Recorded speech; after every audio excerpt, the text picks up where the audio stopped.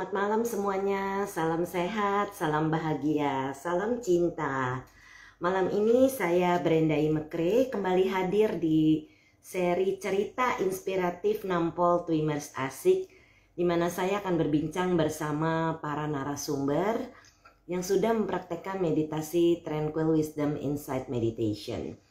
Dan malam ini kita sudah tiba di tanggal 14 November 2022 bersama dengan Sis Wati Uchen yang mengambil tema Stroke and Mindfulness. Selamat malam Sis Nelly, Bro Hedi yang sudah bergabung. Dan Sis Wati Uchen ini sudah pernah bergabung bersama Cinta di seri Cinta ke-35 dan juga seri Cinta ke-86. Sambil menunggu kedatangan Sis Uchen atau Wati, maka beliau ini, Sis Uchen, adalah salah satu asisten mentor dari Yayasan Dhamasuka Indonesia yang mengajarkan meditasi Tranquil Wisdom Insight Meditation atau meditasi dengan pandangan dengan ketenangan, kebahagiaan, dan kebijaksanaan. Sis Uchen, ya malam Bro Hedi yang udah semangat nih ikutan setiap acara cinta kan Bro Hedi. Nanti kita jumpa langsung di Bali, di retret Bali, oke? Okay? Sis Uchen ini adalah seorang ibu rumah tangga yang sangat-sangat peduli dengan putra-putrinya, dan beliau mengajar langsung putra-putri beliau ini. Dan juga ada yang homeschooling, dan juga Sis Uchen juga membuat kosmetik, sabun, saponin, dan juga minyak yang bagus sekali yang membuat kulit kita ini menjadi lembut gitu. Nah, ini sudah saya pakai seri oilnya yang kedua kali. Jadi kita tunggu kehadiran Sis Uchen. Sekarang saya mau undang Sis Uchen yang kita tunggu, semoga bisa segera bergabung. Oke. Oh sudah bergabung. Iya, halo, selamat malam Sis Uchen. Malam Sis Brenda. Iya. Sehat Sis? Selamat malam semuanya, sehat sih. Sehat. Wah, Bro Hedi bilang nih, udah gak sabar pengen cepat Desember. Woi lah, tinggal sebulan lagi, Bro. Kita retret nanti di tanggal 17 kan ya. Jadi gak sampai, oh iya, kira-kira sebulan lagi. Gimana kabarnya Sis Uchen? Baik Sis. Sehat? Sehat Sis. Sip. Ken gimana? Biasanya Ken ikut. Lagi di bawah Sis, lagi nonton. Sis, saya belum bertanya pada saat Sis memberikan tema tentang stroke dan mindfulness. Kenapa Sis mengambil tema ini? Jadi saya pengen berbagi Sis pengalaman ya, karena kalau stroke itu kan udah umum. Boleh dibilang udah banyak gitu, udah umum sekali orang. Cuman bagaimana kita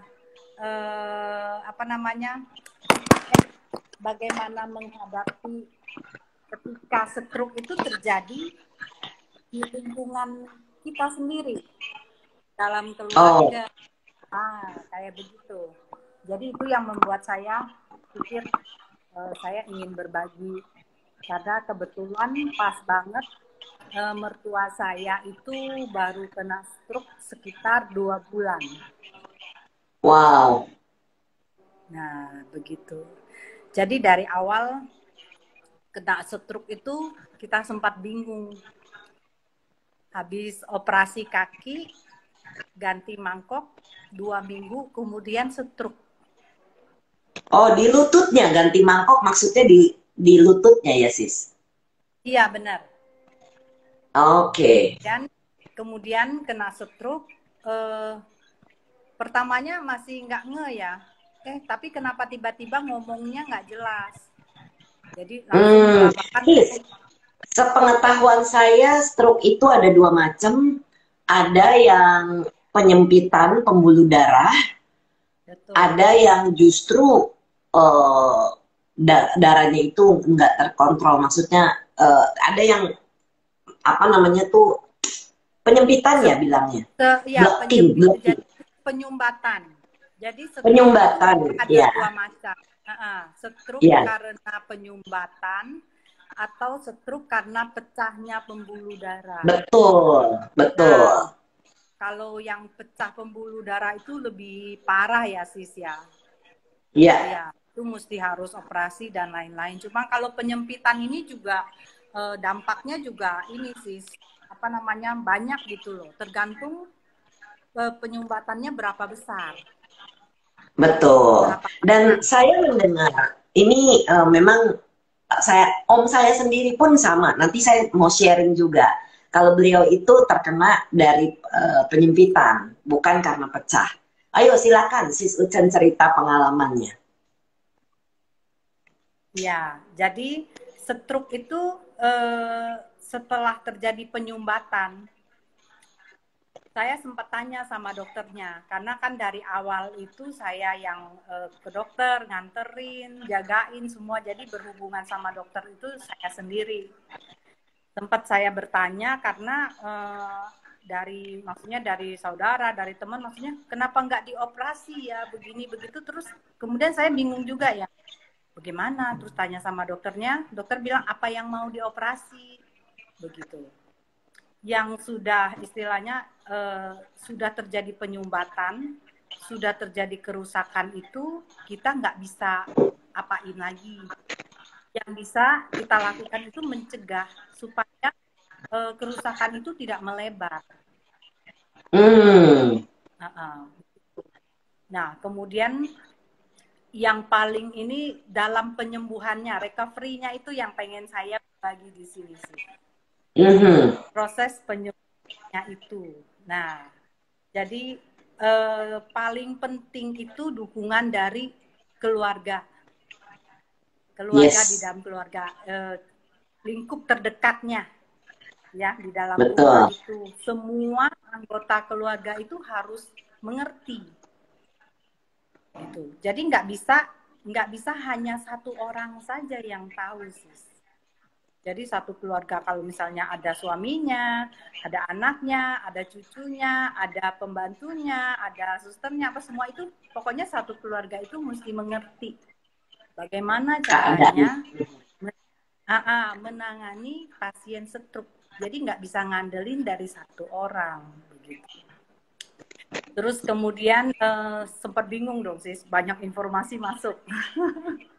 Biasa ya, Ya, banyak informasi masuk, ada yang bilang harus dicenciu nih, nggak bisa nih kalau hanya dokter saja gitu.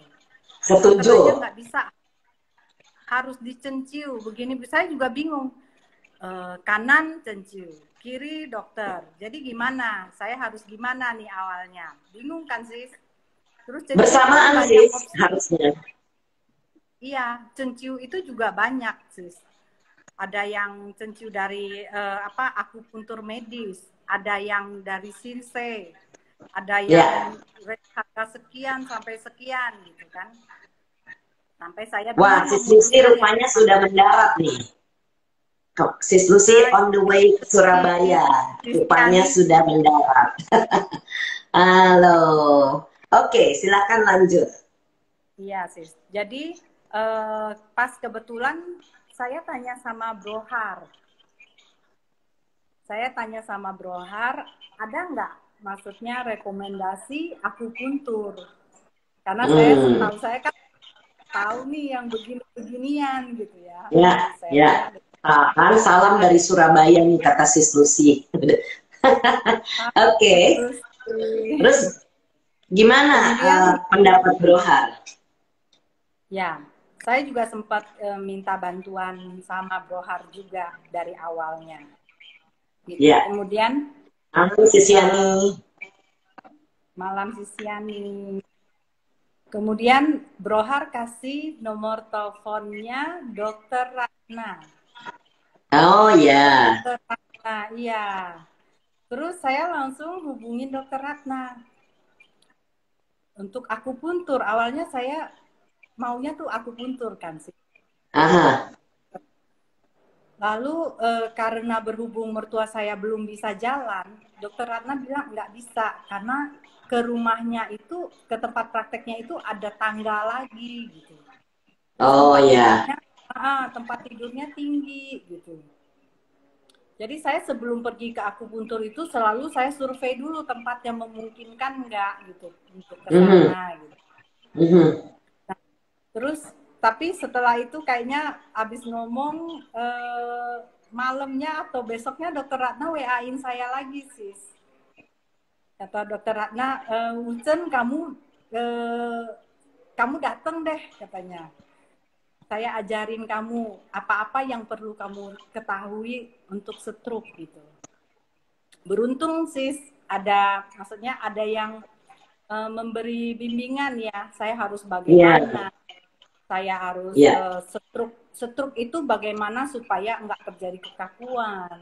Pasti di otot itu kalau udah terjadi itu sulit sekali sis untuk dibenerin lagi. Nah ini Bro Har nih baru gabung nih. Iya Broha. Jadi ini yang Malam disarankan oleh dokter Ratna ya kepada sis Ucen ya.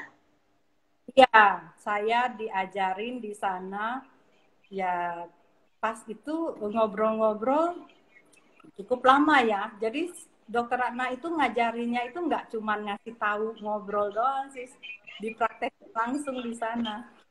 Oke. Oh ini ya Langsung acupressure gitu. bukan, Totok-totok bukan. malah saya ajarin bagaimana merawat eh, pasien stroke-nya. Bagaimana ngajarin pasien stroke itu supaya bisa mandiri.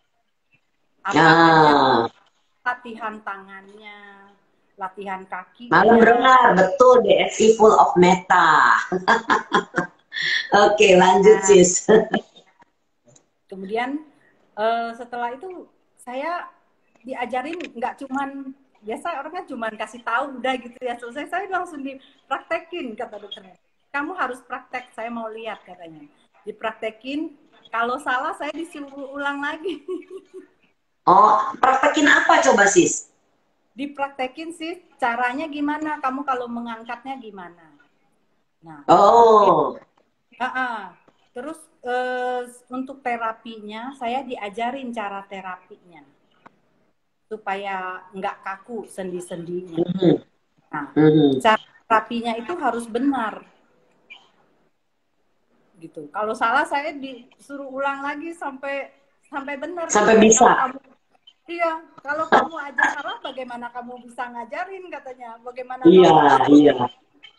Wah, mantul nih dokter Ratna Luar biasa nih. sih dokter Ratna. Iya. Dokter Ratna menurut Bro Har adalah spesialis rehab medik. Oke. Iya. Dan Jadi ternyata apa dokter saja Ratna yang juga. diajarkan selain cara mengangkat, kemudian apa lagi sis? Jadi untuk pasien stroke itu paling pertama itu bagian yang stroke-nya itu yang mesti banyak kena stimulasi sis. Hmm. Jadi kalau pertama posisi tidur itu tidak boleh kayak misalnya pinggir ranjang mana yang paling sering kita duduk ketemu langsung dulu dengan pasien itu adalah bagian yang kena stroke-nya. Hmm. Jadi dari posisi tidurnya dibenerin. Nah, nanti Oh. harus diajarin bagaimana cara pasien itu dari tempat tidur itu bisa naik duduk sendiri, bangun Oh. sendiri. Wow. Jadi harus terus untuk terapi misalnya jalan itu juga nggak boleh langsung jalan, Hmm. harus berdiri dulu, berdirinya harus benar dulu. Jadi Iya. dalam menurut dokter semua dokter lah ya, dalam 3 bulan pertama itu kan masa yang paling golden periodnya Betul. untuk penyembuhan. Jadi kita Betul. mesti prepare. Dan pasien stroke itu apa otot-ototnya itu kan sakit sis. Aku. Hmm. gerakan, sakit. Tapi itu harus mau nggak mau kita Dilatih. paksa Ya. latih pelan-pelan. Nah, di sini makanya kenapa semua anggota keluarga harus ikut. Nggak bisa hanya satu orang yang tahu. Atau misalnya, ya yang penting ada suster. Kadang saya banyak temuin yang begitu. Ada suster yang khusus untuk ngejagain, itu memang bagus ya sis ya. Ada suster yang ngejagain khusus satu orang karena memang capek banget. Tapi nggak cukup. Tapi nggak bisa hanya mengandalkan satu suster aja gitu. Setuju. Kayak saya ini anak-anak pun tetap ayo kita bareng gitu loh. Maksudnya sama poponya gantian. Siapa lagi? Ayo siapa lagi? Temenin gitu ya, ajak ngobrol gitu ya sis ya. Iya, karena jadi gini, ketika udah stroke itu kan saraf-sarafnya sebagian rusak sis. Otak. Nah, otak kita itu kan punya kemampuan untuk membuat jaringan baru lagi, saraf-saraf baru lagi. Betul. Nah, itu bisa dilakukan dengan latihan.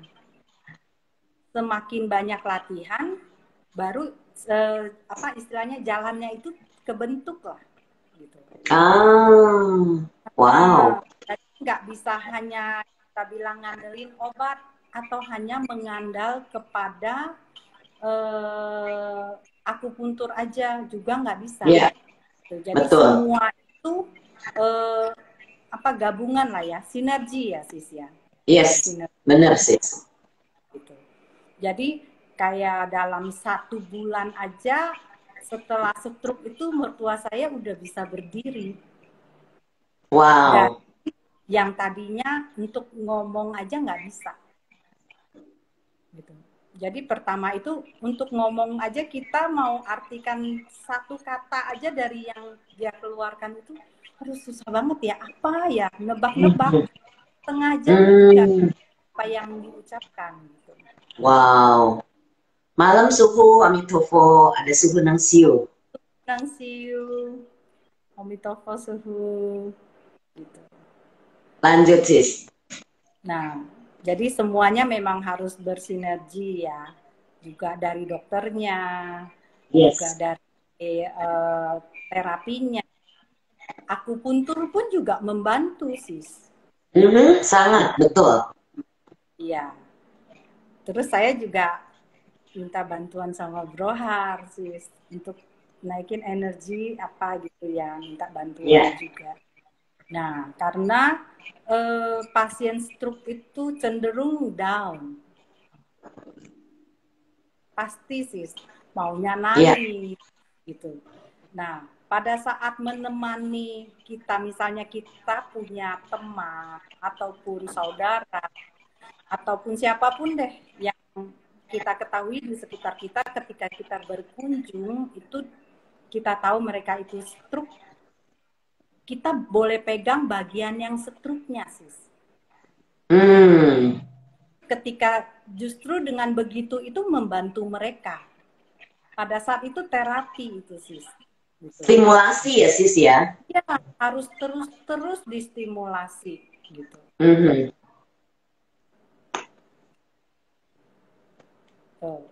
Brohar bilang pasien dan keluarga besar wajib melatih pikiran agar efek placebo muncul. Iya, jadi memang kita harus terus itu memberikan motivasi gitu. Setiap jadi kayak hari ini dia bilang, aduh tangannya sakit, aduh nggak kuat, ini nggak bisa diangkat begitu. Oh iya. Nah kembali lagi harus dijelasin sis. Dijelasin lagi, yang hari ini dijelasin, besok jelasin lagi diulang. Benar persis. Ya. Nah, begitu. Nah, terus satu kedua, pasti kita sedih loh sis. Sedih banget ya. Timbul tuh kayaknya saya waktu lagi nemenin itu di awal-awal banget itu, aduh nggak tahan sis, mau nangis gitu ya. mau nangis, cuman saya nggak mau Jangan nangis nangis di depan orangnya, ya. Iya, saya nggak mau nangis di depan pasien gitu. Karena kalau kita nangis, dia makin sedih. Makin down, ya, betul Ya, betul. makin sedih, makin down. Jadi yang bisa Ya, kita lakukan itu dibikin lelucon. yes, persis. Nah, dibikin lelucon. Jadi kayak nebak-nebak kata-katanya itu, padahal di dalam hati itu miris banget pengen nangis, sis. Aha, Karena kita nggak bisa nangkep sama sekali apa yang dikatakan gitu kan, sis. Dan ya, ya, dia pun rasanya gimana ya, kesel, sampai kesel gitu, maksudnya gue tuh mau ngomong ini loh, lo orang nggak ngerti gitu loh, kok bisa iya, sampai kayak gitu ya. iya. Malam Terus juga Laris sampai Jaya. selamat malam Laris Jaya. Oke, Nah lanjut terus sih. kemudian kita bawa bikin lelucon aja, jangan nangis di depan pasien ketika kita berkunjung ke tempat mereka. Jadi Betul. ketika ada saudara yang datang, nah biasanya tuh ada nangis-nangisnya tuh, sis. Hmm, Ya kan? Saudara yang datang itu pun juga sedih gitu loh. Maksudnya iya. kemarin gue baru ketemu sama lu tuh sehat loh, tiba-tiba lu Hmm, begini gitu kan. ya, ya, ya. Nah jadi Tapi itu kalau saya nangis ya maunya, nggak membantu pasien sebenarnya ya sis ya. iya, jadi kita temenin. Saya kalau udah lihat kayak gitu, wow, saya harus cari ini apa supaya mereka tertawa, nggak ke bawah suasana sedih, sis. Betul, betul banget. Itu penting banget gitu. Yes. Jadi memang yang hal-hal seperti itu, gimana kita membawa suasana supaya suasananya happy. Terus kita harus tetap, kita walaupun kitanya capek, walaupun kitanya down gitu ya, di depan mereka itu kita harus semangat. Iya. Nah, terus carilah informasi sebanyak mungkin tentang stroke. Gitu. Latihan, kuncinya latihan, latihan, dan latihan. Dan itu bertahap. Bertahap, jangan langsung sekaligus kayak Uber target. Gak bisa, Gak iya. bisa. Iya. Karena ketika latihan yang dilakukan itu salah, itu akan kerekam di otaknya, sis. Gitu. Jadi usahakan latihan itu jangan salah lah. Yang penting pelan nggak apa-apa, yang penting benar caranya. Ikuti fisioterapisnya kali ya sis ya. Kalau saya malah gini, sis, karena sudah dari awal diajarin sama dokter Ratna, dari A sampai Z harus bagaimana. Jadi dokter Ratna tuh sampai rajin banget WA-in saya, ingetin lagi gitu. Jadi sampai ingetin, maksudnya kamu harus begini loh, tangan. Kalau orang stroke itu tangannya cenderung ke dada, gini sis. Kayak gini, nah kayak begini. Nah ini nggak boleh. Ternyata ini nggak boleh. Kalau mau nanti kaku ya sis begitu terus ya. Iya, saya pikir begini itu biasa. Karena kan kita udah terbiasa melihat pasien stroke itu begini tangannya. Yes, ternyata betul. itu bisa diantisipasi dari awal. Bisa diantisipasi. Ini kata dokter bilang, ternyata meditator Twin DSI juga full of meta, tentunya bro. Iya, karena kita pakai cinta kasih. Iya. Nah, terus tangan ini harus diusahakan tidak boleh ke sini. Dan tidak boleh telungkup begini, sis, nggak boleh. Oke. Usahakan begini. Nah, terbuka ke atas ya. Terus dari awal harus dilakukan stretchingnya. Begitu. Kalau yang ini saya baru tahu karena saya tidak mendampingi hari demi harinya om saya. Benar. Jadi memang itu pun setelah saya mendampingi ada yang stroke, baru saya tahu, oh ternyata Dan cara jalan pasien stroke itu biasanya diseret. Aha, nggak boleh ya. Ataupun kakinya begini, dan ternyata itu pun bisa dibenerin dari awal, sis. Makanya kita jangan nguber. Pertama itu tangan diusahakan supaya nggak begini, jangan begini, harus selalu ingat. Dan walaupun pada saat duduk, tangan yang stroke itu harus di bagian luar yang selalu dipegang orang. Oh. Sama harus dilatih terus sih supaya ada kekuatan. Istilahnya, kalau ada demand dari bagian yang stroke, maka di otak ini akan supply. Iya. Makanya terapi itu nggak bisa hanya dilakukan di tempat terapi. Yes. Harus di rumah juga latihan, sehari pun nggak cuma sekali ya sis ya. Itu sama ya sis dengan meditasi, bukan hanya pada saat duduk kita bermeditasi, tapi dalam kehidupan sehari-hari. Nah, setiap saat saya bilang, oh begitu, saya juga baru tahu sis gitu. Kan selama ini hanya taunya, oh kita meditasi itu cukup dengan duduk.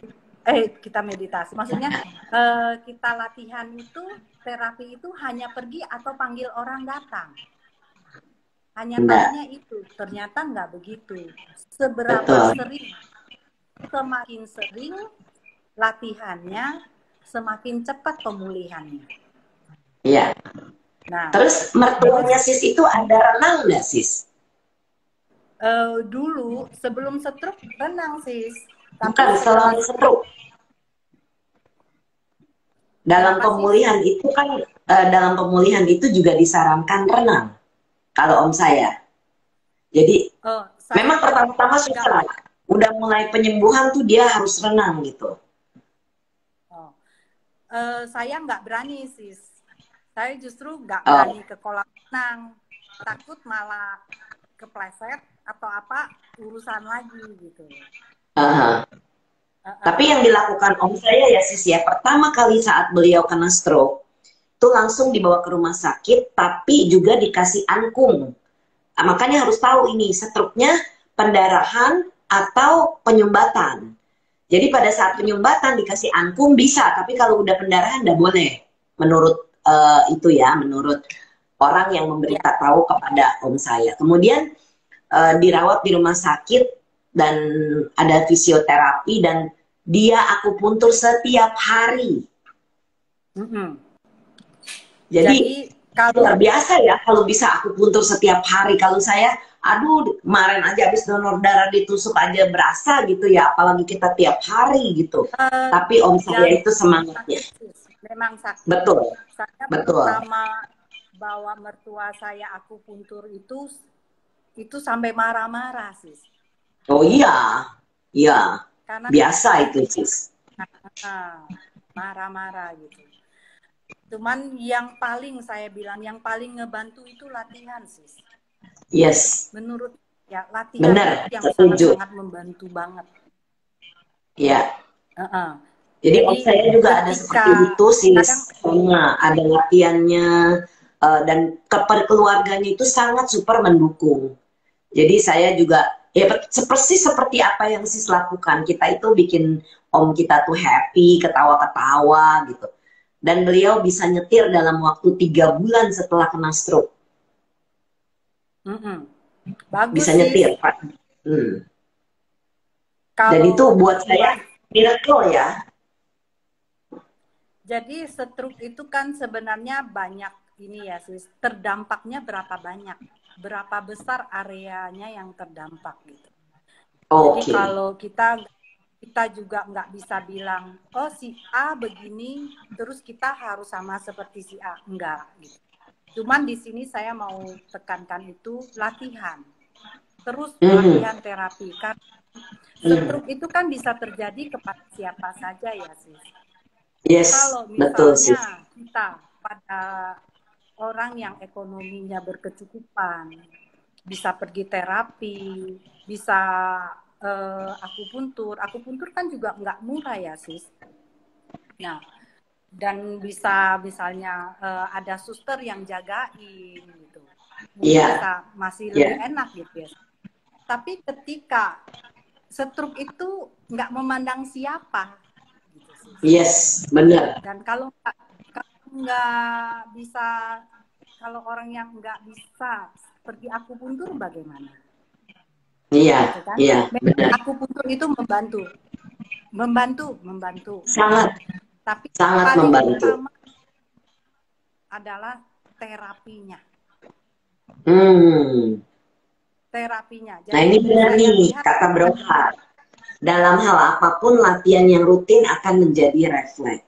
Ya kalau kita udah biasa 6R misalnya kan, ya udah ada apa kita 6R gitu misalnya. Konsisten latihan mantul kata Sis Lucy, benar.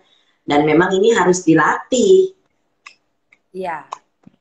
Nah, dan setelah itu harus mengembalikan pasien itu ke kehidupan sebelum kena stroke, sis.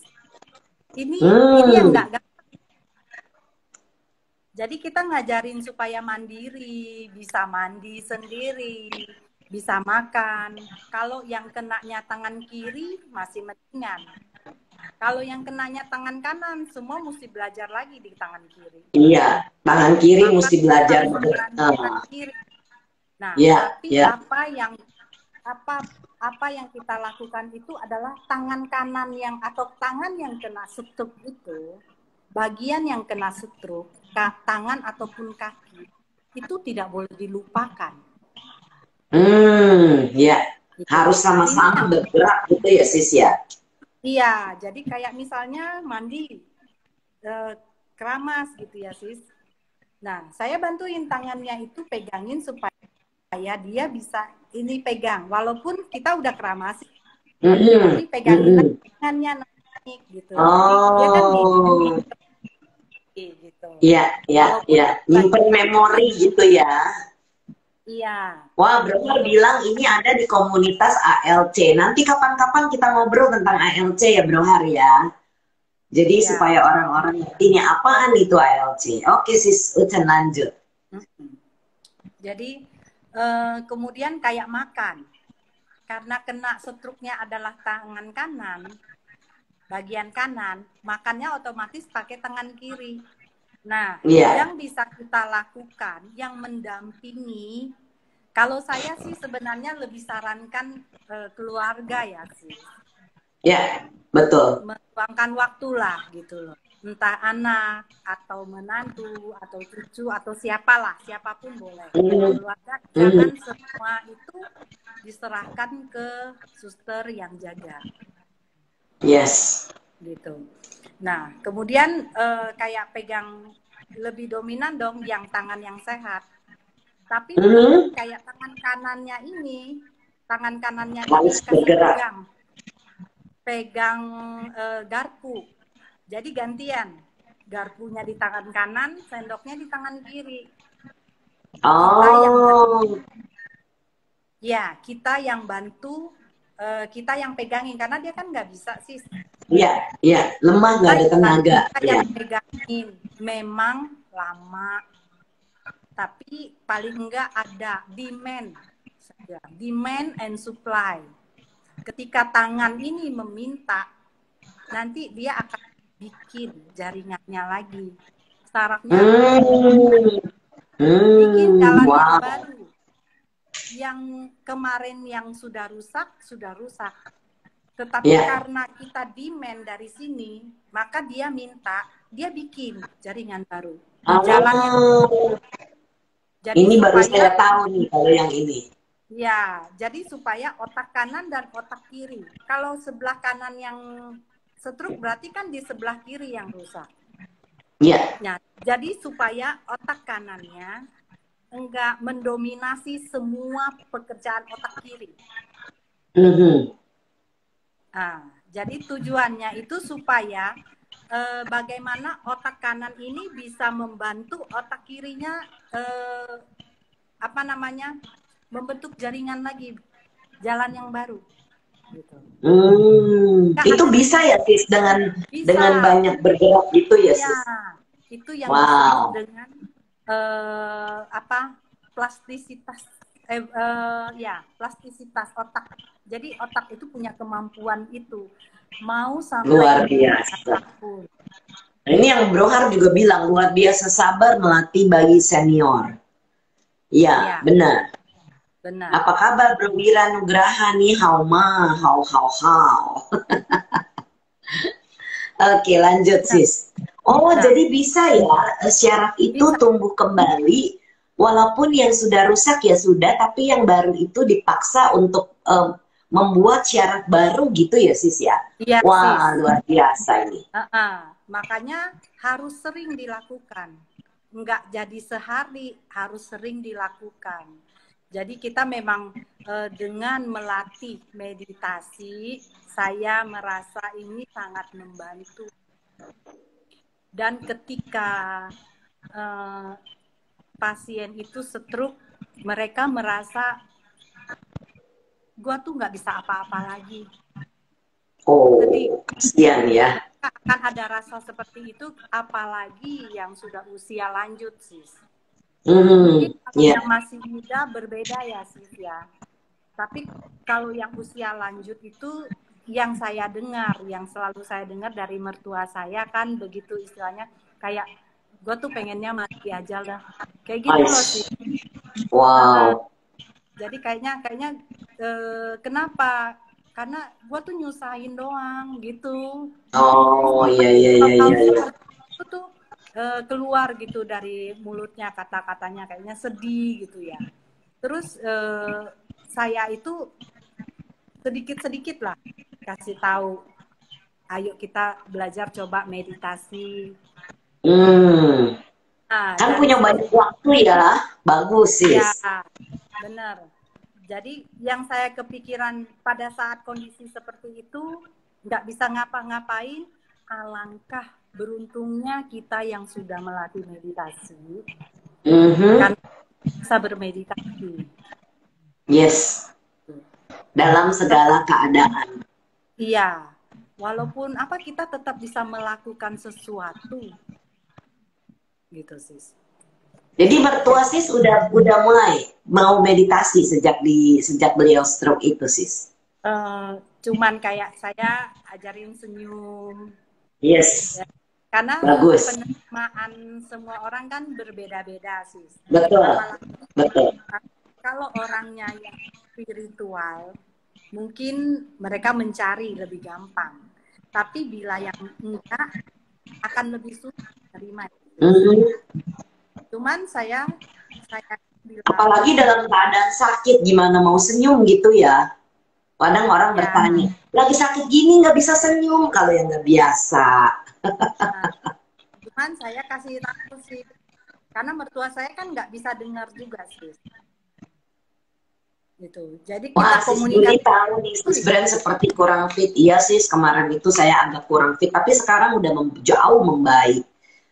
Weekend lalu lah, sebelum donor darah. Tapi saya berhasil, untungnya bisa donor darah kemarin, walaupun agak-agak kurang fit. Bener, kelihatannya sis ya. Wah, mantul nih sis Juli nih. Oke, lanjut sis Ochen. Ya, jadi saya bilang senyum aja dulu, karena apa? Hmm, Ini kan otot-otot muka itu yes, pengaruh. ya. Yang stroke itu otomatis otot mukanya juga turun sis, sebelah. Ini kan harus dilatih sis. Dengan Yes. senyum, dia melatih otot-ototnya ini. Ya. Ada berapa otot senyum gitu di wajah ya, otot wajah gitu yang harus dilatih. Iya. Sis Ucan ada pertanyaan dari Brohar. Siswati, berasakah komunitas meditasi tim DSI saling support dan saling berbagi? Iya, banget. Banget. Apalagi saya kalau ada apa-apa suka bertanya sama Brohar. Iyalah, suhu kita. Ini sis, jadi komunitas, saya bilang komunitas itu penting. Saya bilang kan mengembalikan lagi ke komunitasnya, kehidupannya sebelum pasien itu stroke. Akan mereka menarik diri. Ya, rata-rata malu karena keadaannya ya sis ya. Betul, malu keadaannya. Ketemu bahkan kayak sama orang datang jenguk aja. Cuman kita harus kita yang mendampingi, kita yang mensupport, kasih tahu, ayo nggak usah malu gitu. Dan itu harus bagus banget kita lakukan itu. Nah, kayak misalnya ada komunitas, kalau yang orang yang nggak punya komunitas susah. Kalau yang ada komunitas masih mendingan. Kalau mertua saya kan kebetulan teman-temannya banyak. Oh, dan teman-temannya itu aktif sangat ya? Iya, sangat support gitu. Dan saya itu kan kemana-mana itu suka nganterin mertua. Jadi kalau mertua saya arisan tuh pun juga saya ikut sih. Wow, ini menantu idaman ini. Saya tuh ikut, jadi teman-temannya itu kalau nyari mertua saya, nyari saya sih. Jadi temennya ya. Wow, luar biasa. Teman-teman mertua saya juga sangat mensupport gitu. Kemudian kan kayak mereka punya WA group apa gitu. Ayo, ya, mertua saya tiap hari ucapin selamat pagi aja, nggak apa-apa kok. Emang bisa pakai ketik-ketik begitu? Di awal nggak bisa sih, karena memori pun terpengaruh. Aha. Dan itu pun semua dilatih kembali sis. Dari mengenal angka, mengenal huruf. Oh ya? Ya, wow. Angka, mengenal huruf itu dilatih lagi semua. Bahkan sampai hati supaya bisa nulis. Begitu. Dan saya baru tahu itu pun bisa sis. Untuk mencegah pikun. Kalau enggak nanti pikunnya itu cepat. Jadi saya balik seperti ngajarin anak saya kembali yang masih balita. Iya. Sekali seperti itu. Cuman ini senior. Iya. Jadi belajar dari yang ngomongnya misalnya A, I, U, E, O, mana nih yang nggak bisa dia ucap? Oh, U nggak bisa ucap. Kenapa U nggak bisa? Saya mikir, coba ngomong U gitu. U malah jadinya O. Saya bilang, coba ngomong tiup lilin. Suruh tiup, nggak bisa tiup. Nah, ada jadi mencari. Jadi mencari. Dokter bilang, sis Brand mesti perpanjang waktunya. Iya nih, mudah-mudahan. Tapi ada batas di IGTV, di Instagram ini 1 jam. Kalau enggak nanti dia tidak bisa di save kalau terlalu panjang. Anyway, lanjut sis. Nanti ada seri berikutnya kalau masih panjang ceritanya. Jadi kembali gini deh sih, saya nggak banyak-banyak itu juga. Yang penting banget itu cari komunitas sis. Kalau yang ada komunitas, kembali lagi ke komunitasnya. Kalau nggak ada komunitas, seperti saya ada saudara satu juga, nggak ada komunitas. Karena orangnya dari muda itu nggak suka bergaul. Oh, itu berat ya? Ya, yang bisa dilakukan ya mungkin mencari kayak komunitas senior. Salah satunya mungkin yang kayak Brohar yang pernah saya lihat ya, ALC itu. Yang ngajarin yoga, kegiatan positif yang bisa dilakukan oleh warga-warga senior lah ya sis. Ya. Nah, komunitas kayak gitu, yang positif gitu. Komunitasnya pun jangan yang cuman gosip-gosip doang sis.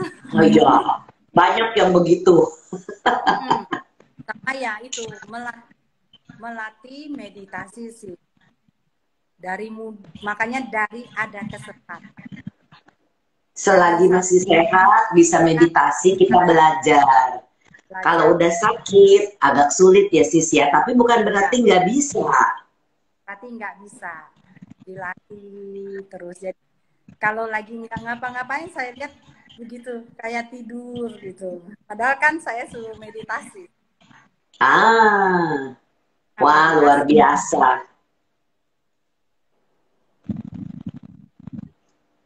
Jadi sebenarnya saya tuh mau berbagi kalau yang ada yang stroke atau ada keluarga yang stroke, jangan putus asa. Karena semua itu bisa ada harapan untuk membaik, walaupun mungkin nggak 100%. Ya. Mungkin belum tentu semua bisa ada yang bisa kembali seperti semula. Kalau tergantung faktor umur, ya, faktor kesehatan, faktor berapa besar, berapa banyak stroke yang terjadi, penyumbatan itu berapa banyak ya. Maka ketahuan dari MRI kali ya sis ya. Ketahuan sis, ketahuan. Jadi makanya kadang ada orang yang sering sakit kepala, itu coba cek deh. Kalau saya bilang yang sering-sering sakit kepala itu mendingan cek deh, takutnya ada penyumbatan. Lebih baik mencegah daripada kalau terjadi gitu. Kalau masih kita tahu betul. Saya di awal-awal itu saya serahkan ke dokter, tapi tetap saya tanya gitu loh, apa obat yang dipakai di infus misalnya, begitu udah di MRI kelihatan ini penyumbatan, terus dokter mau kasih obat, saya itu tanya, kamu kasih obat apa? Infus, pengencernya di infus, pengencernya yang dimakan, pengencer yang disuntik. Udah segitu banyak pengencer, saya nggak berani kasih angkung sis. Oh iya, takut pendarahan. Ya, karena angkung itu pun pengencer. Sebenarnya pengencer. Betul. Nah, jadi makanya kita pun harus tahu apa yang udah diberikan kepada pasien. Iya. Ketika Sis Ju benar, Sis Ju nih bilang, Brohar mesti revitalize energinya Sis Brand, kepo nih aku katanya. Udah sih, sudah dibantu. Oke. Kasih aja kungkung katanya. Kata Brohar. Oke, lanjut sis. Ya, jadi apapun obat yang diberikan itu saya tanyain sis. Terus ya itu saya kepo kan, nyari-nyari Google sis. Ini obat apa diberikan gitu. Terus kenapa harus diberi obat ini? Waduh sis, Ucen ini biarpun menantu tapi seperti anak ya, buat mertuanya sampai segitu pedulinya. Luar biasa beruntungnya mertuanya sis. Ya, karena kalau buat saya siapapun itu ya ketika apalagi itu yang istilahnya orang di dekat terdekat, iya, betul. Orang di terdekat kita, saya nggak membedakan apakah itu mertua ataupun itu apa, ketika kita merawat itu kan dengan kasih sis. Betul, dengan meta, dengan cinta kasih, betul. Ya, gitu. Jadi, terus sekarang bagaimana keadaan beliau sis? Mertua saya sekarang itu sudah bisa jalan dengan tongkat. Sudah 2 bulan ya? Sudah 2 bulan. Dan ketika saya ke dokter melihat kondisinya yang seperti itu, dokter pun kaget sebenarnya sih. Wow, cepat sekali ya katanya. Ini berarti dukungan dari keluarganya sangat bagus. Saya bilang iya, karena kita nguber ya sis 3 bulan pertama ini supaya bisa cepat dan pasiennya bisa sendiri. Iya. Itu penting banget. Hai Ken. Hai. Halo, ketemu lagi. Sis Ucen punya komunitas untuk pasien yang pasca stroke nggak sis? Karena ini akan membantu orang-orang yang misalnya ada orang yang keluarganya nggak ngerti, nggak mencari tahu seperti yang Sis Ucen lakukan. Ada nggak sih komunitas pasca stroke ini? Kalau saya sih nggak mencari komunitas seperti itu sih. Tapi kalau Oke. saya itu mencari sendiri, saya dari YouTube saya cari sendiri gimana cara menangani pasien stroke, untuk terapinya, terapi itu bagaimana gitu. Memang dicari sendiri, cari tahu, benar-benar cari tahu apa-apa yang harus dilakukan.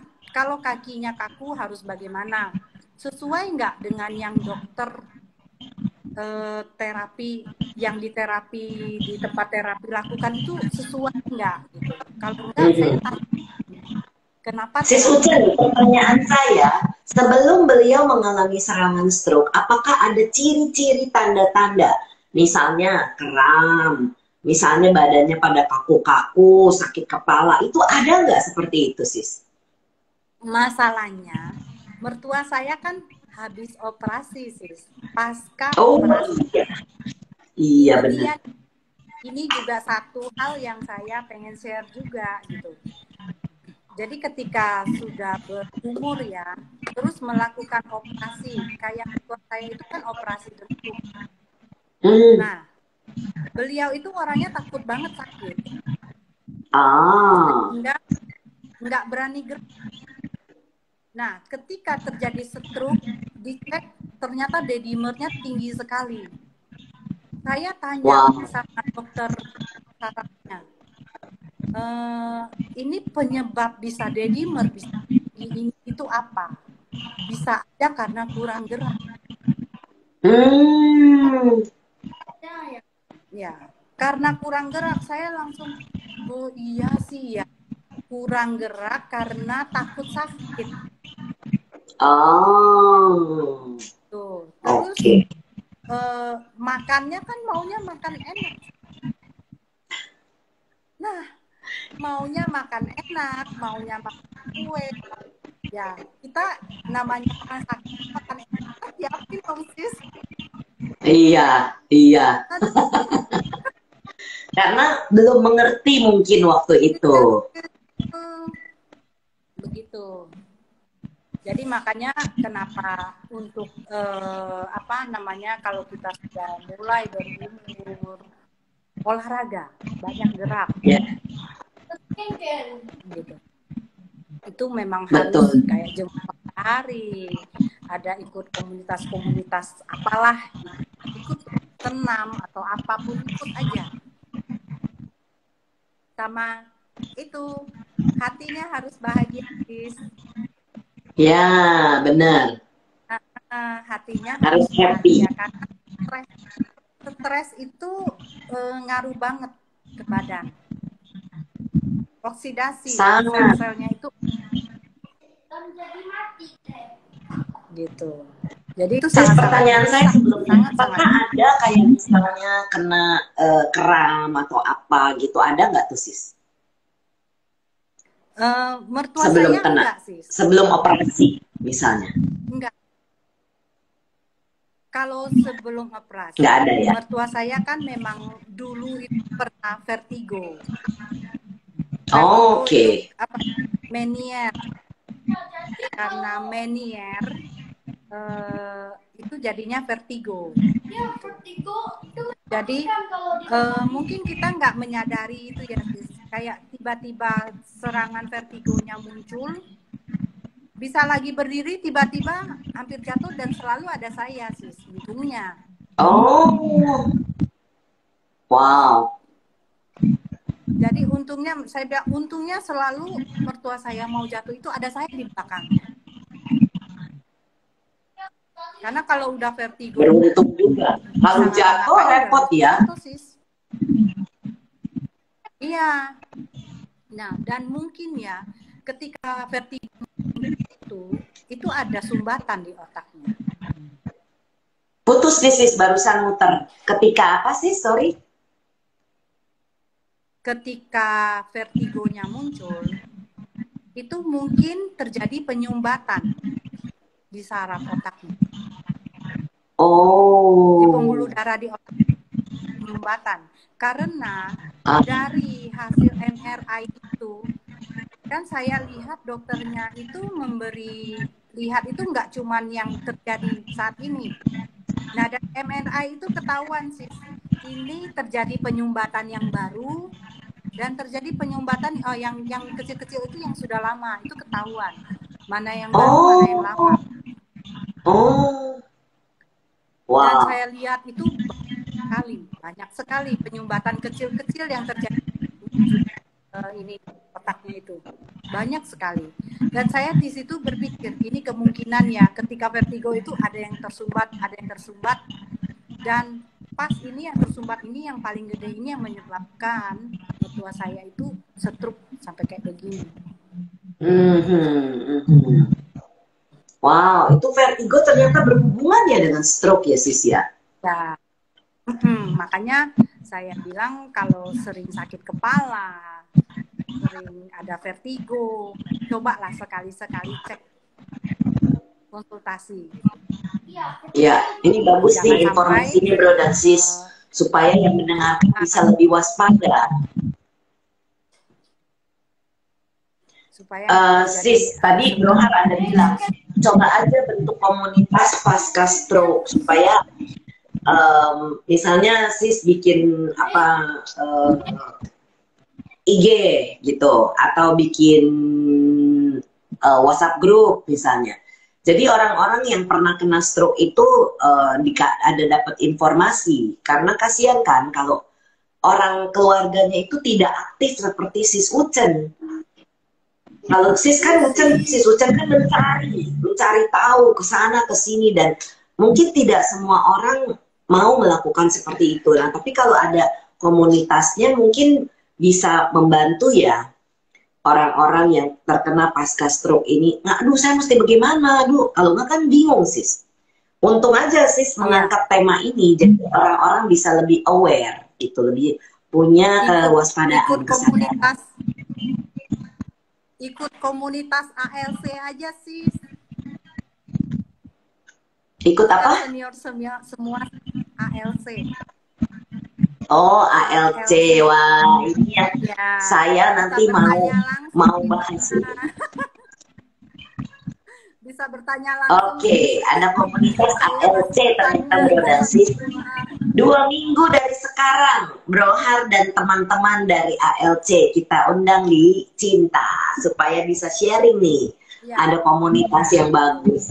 Karena minggu depan saya off ada di Surabaya, jadi saya tidak ada di Cinta. Tapi 2 minggu dari sekarang, semoga tim ALC bersedia ya. Jadi karena informasi begini nih bagus banget sih. Saya juga baru tahu misalnya tangan yang begini itu mesti dilurusin, digerakin. Itu nggak ngerti. Nah, nomor jangan sampai ya ada keluarga terdekat yang kena. Tapi kalau ada kan jadi mengerti gitu. Nah, ini yang merupakan challenge buat orang-orang di luar sana yang mungkin mengalami seperti ini gitu. Wrap up sis. Sebenarnya masih banyak sekali gitu informasi tentang stroke yang mesti kita ketahui. Nggak cuma dari latihan, nggak cuma dari obat-obatan, dari makanannya pun kita harus tahu gitu. Harus jaga makanannya. Nah, ini kita mesti bahas nih seri keduanya nih sis Ucen, karena itu yang orang tidak paham tentang diet, tentang makanan untuk orang. Jadi ini kita akan bahas di seri berikutnya, karena sekarang sudah jam 8 kurang 1 menit. Pesan dan kesan sis. Pesan dan kesan, kalau saya sih pertama ya, kalau ada pasien yang stroke, ketika kita mengunjungi mereka, jangan hanya menjadi pasif gitu sis. Pegang-pegang aja tangannya yang stroke, terus cerita, jangan malah nangis di depan mereka gitu. Jadi mereka semangat supaya mereka bangkit kembali lagi ke kehidupannya sebelum ini sis. gitu. Jadi harus kita yang welcome mereka, kita yang push mereka, karena kita nggak tahu bagaimana mereka berjuang hidupnya. Iya, betul. Sama, Niat sih ada, tapi terkadang mungkin nggak connect jadinya ya sis ya. benar, harus latih. Nah, itu melatih meditasi. Makanya saya bilang stroke dan mindfulness itu apa gitu. Yaitu melatih meditasi ketika persiapan lah ya. Itu ketika terjadi sesuatu sama kita, kita bukannya yang hopeless, nggak bisa ngapa-ngapain. Betul. Nah, itu kayak sis Ucen ini kan aktif ya mencari tahu bagaimana apa yang harus dilakukan saat menghadapi orang stroke, dan ini sangat bagus. Oh, Bro Har bilang, saya beserta teman-teman ada bentuk 2 komunitas ALC dan Fomega Solution. Oke Bro Har, ini ada 2 seri cinta nih yang harus kita bahas tentang ALC dan Fomega Solution. Tunggu tanggal mainnya Bro dan Sis di bulan Desember. Jadi itu akan sangat super membantu. Wah, terus apa lagi Sis? Itu aja sih Sis. Saya cuma itu dulu ya.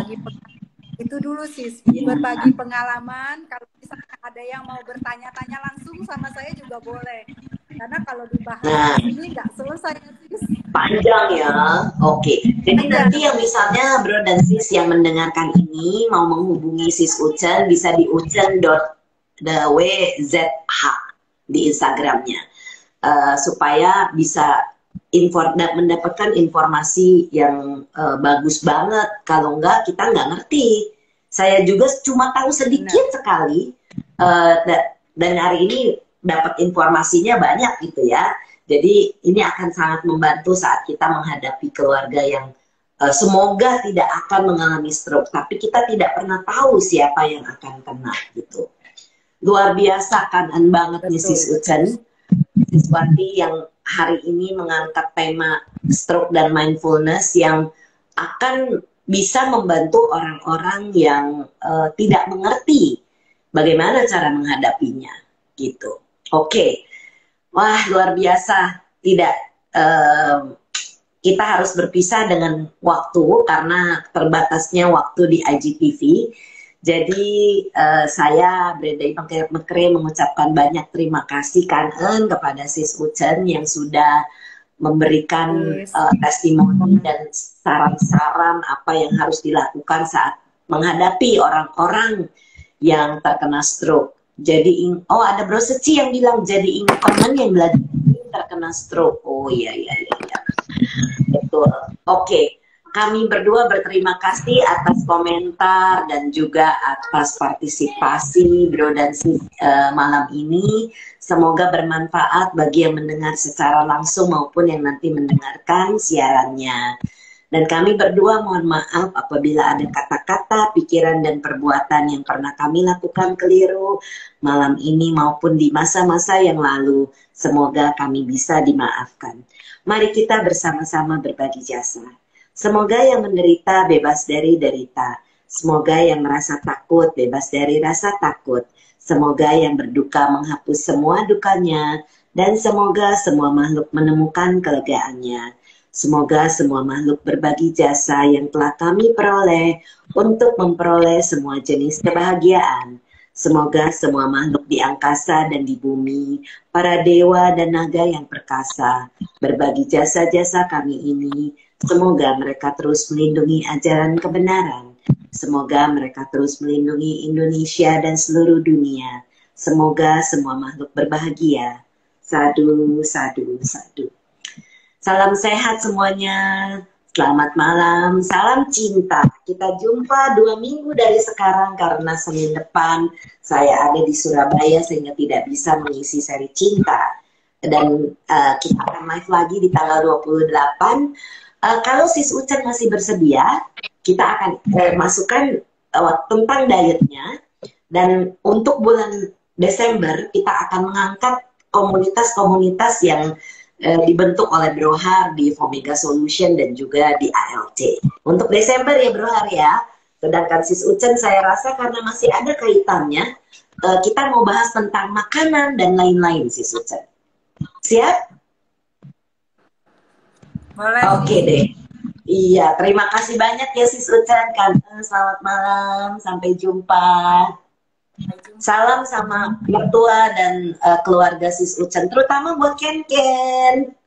Ken Ken, terima kasih. Oke, bye.